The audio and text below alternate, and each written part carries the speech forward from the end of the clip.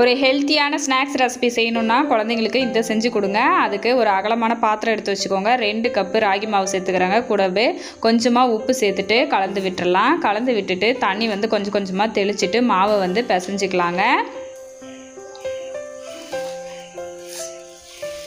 பாருங்கள், இந்த அளவுக்கு மாவு வந்து பிசையணும். நம்ம எடுத்து இப்படி பிடிச்சோம்னாக்கா கொழுக்கட்டை மாதிரி பிடிக்க வரணும். இப்போ மாவு வந்து ரெடி ஆகிடுச்சு. இட்லி பிளேட்டில் வாழை இலை வச்சுருக்காங்க. அது மேலே நம்ம இந்த மாவை வந்து சேர்த்துக்கலாம். சேர்த்துட்டேங்க.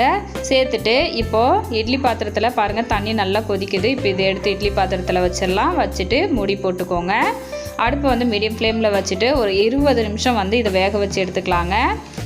இப்போ 20 நிமிஷம் கழிச்சிட்டு மூடியை வந்து ஓப்பன் பண்ணிக்கிறேன்.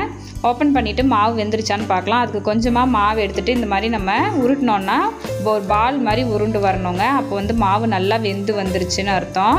இப்போ இந்த மாவை எடுத்து ஒரு அகலமான பாத்திரத்துக்கு வந்து மாற்றிக்கலாம். கூடவே துருவின வெல்லம் வந்து சேர்த்துக்கலாங்க. 1/4 கப் அளவுக்கு சேர்த்துக்கோங்க. சேர்த்துட்டு கூடவே துருவின தேங்காயும் சேர்த்துட்டு இப்போ இது எல்லாத்தையும் நல்லா கலந்து விட்டுறலாங்க.